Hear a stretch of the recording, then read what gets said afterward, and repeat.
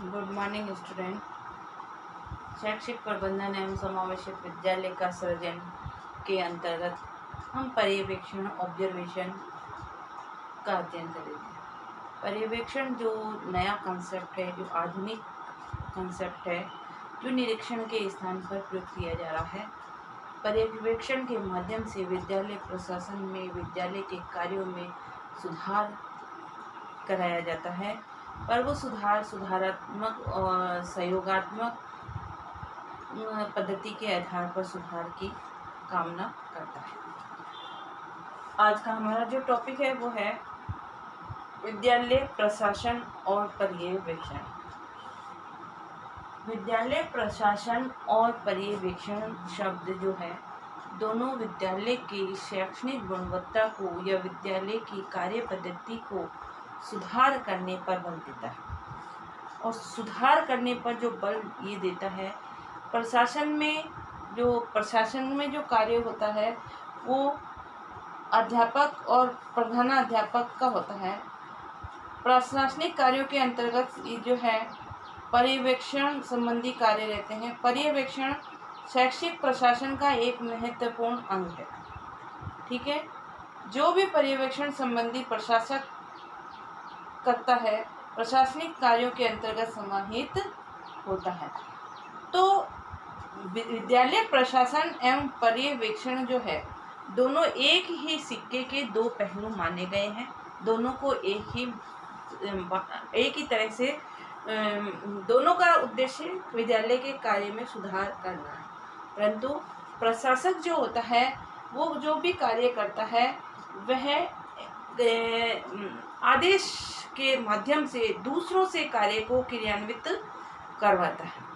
परंतु पर्यवेक्षण में जो पर्यवेक्षण करता होता है या पर्यवेक्षण अधिकारी होता है वो जिन कार्यों में सुधार कराना चाहता है उसमें वह स्वयं कार्य को करके सहयोग से संपादित करने का प्रयास करता है। तो पर्यवेक्षण और प्रशासक दोनों ही विद्यालय के अंदर सुधार से ही संबंधित हैं। एक में कार्य स्वयं करता है, एक में कार्य करने वाला प्रशासक आदेश देता है। मैक्स और ब्रूलर के शब्दों में प्राय प्रशासन और जो मैक्स जो है मैक्स व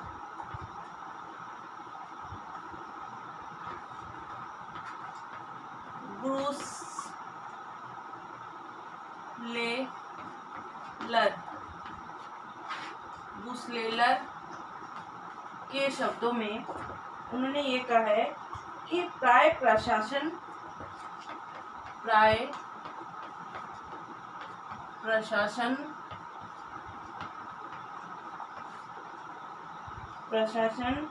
और पर्यवेक्षण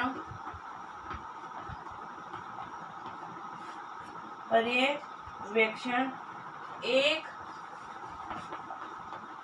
सिक्के के दो पहलू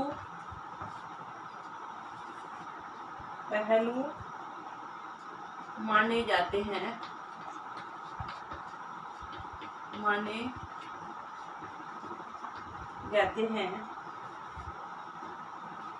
वस्तुतः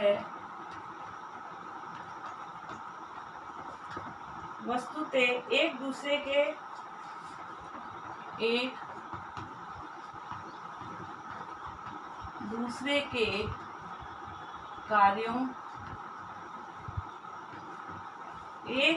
के कार्यों में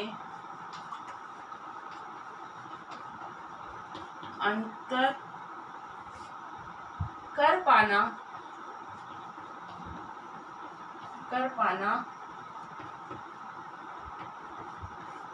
कठिन है, परंतु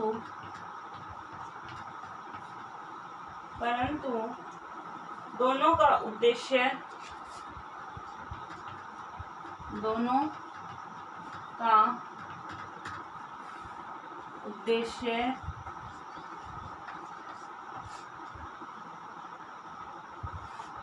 मुख्य रूप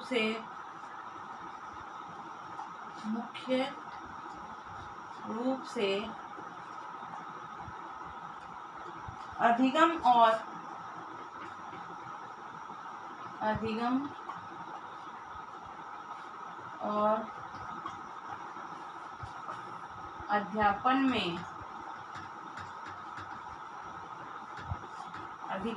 अध्यापन में सुधार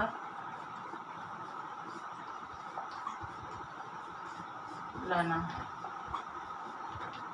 दोनों में ही क्या है, प्रशासक और पर्यवेक्षण दोनों में अंतर कर पाना बहुत मुश्किल है, परंतु दोनों का उद्देश्य विद्यालय के कार्यों में सुधार करना, उसमें गुणात्मक दृष्टि से गुणवत्ता को बढ़ाना या कार्यशैली को सुव्यवस्थित ढंग से चलाकर जिस उद्देश्य से कार्य को प्रारंभ किया है उस उद्देश्य की प्राप्ति की ओर ले जाना इसके अंतर्गत आता है। ठीक है। अब है जो है विद्यालय प्रशासन के अंतर्गत जो कार्य आते हैं, विद्यालय प्रशासक जो प्रशासन के अंदर एडमिनिस्ट्रेटर के रूप में जो कार्य सुधार लाना चाहता है वो है विद्यालय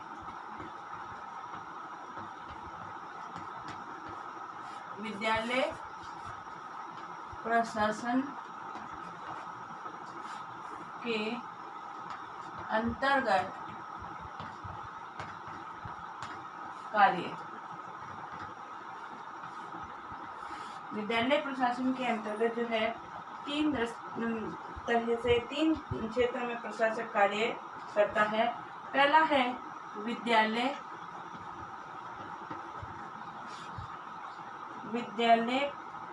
कार्यालय,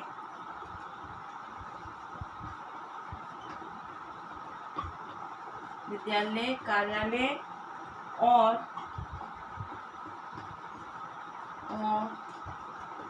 उसके कार्य।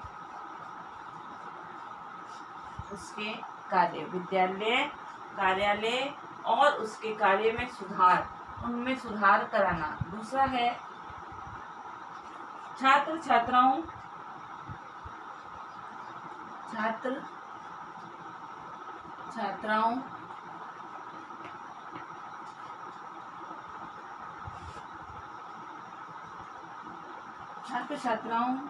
से विद्यालय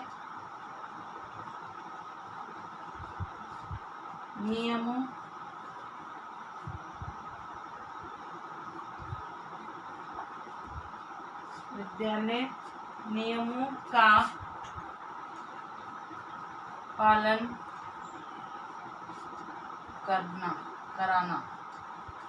छात्र छात्राओं को विद्यालय के नियमों से अवगत कराना या विद्यालय के नियमों के बारे में जानकारी देना। तीसरा है कर्मचारियों के कार्यों की निगरानी। कर्मचारियों के कार्यों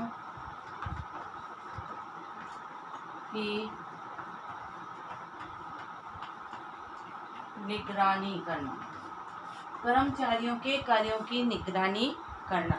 कि विद्यालय प्रशासक जो होता है वो जो कार्य करता है प्रशासन का, जिन जिन क्षेत्र में कार्य करता है या सुधार करने की कोशिश करता है वह विद्यालय कार्यालय और उसके कार्य, छात्र छात्राओं को विद्यालय के नियमों से अवगत कराना और कर्मचारियों के कार्यों को सुधारवाना या उनकी निगरानी करना कि वो जो भी काम कर रहे हैं वो किस तरीके से सही तरीके से कर रहे हैं या नहीं कर रहे हैं। उनके कार्यों में कोई त्रुटि है तो किस प्रकार से उसको सुधार किया जा सके। यदि त्रुटि बनी रहेगी तो कार्य में सुधार नहीं होगा। तो इस प्रकार से जो है विद्यालय प्रशासक जो है विद्यालय के अंदर जो है इन क्षेत्रों के अंतर्गत कार्य करता है। अब आगे है शैक्षिक कार्यों गतिविधियों को सदैव प्रोन्नत करना और आवश्यकता पड़ने में उसमें सुधार करना। विद्यालय प्रशासक शैक्षिक पर्यवेक्षण के लिए आवश्यक है। ठीक है ना।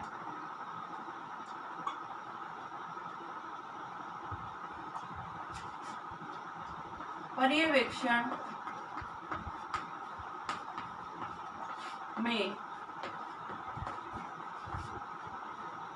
में सुधार करता, कार्य में सुधार स्वयं करके कराता है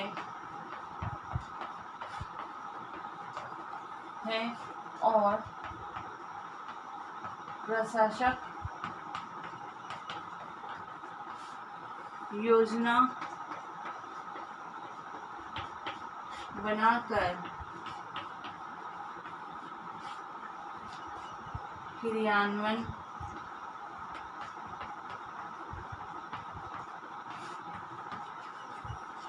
दूसरों के द्वारा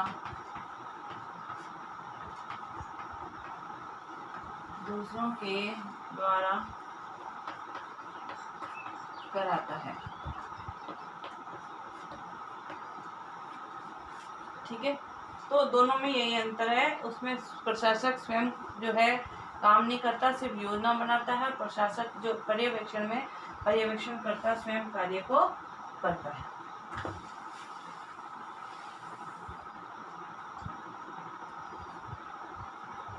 इस प्रकार से पर्यवेक्षण और प्रशासन में दोनों शब्दों में अंतर है। जो एक प्रशासक एडमिनिस्ट्रेटिव का कार्य करता है और पर्यवेक्षक कार्य एडमिनिस्ट्रेटिव का ही करता है, परंतु उसमें स्वयं कार्य को करके उसमें सुधार करके सहयोगात्मक और सुझावात्मक रूप में सुधार कराने का प्रयास करता है। कार्य लिखिए, पर्यवेक्षण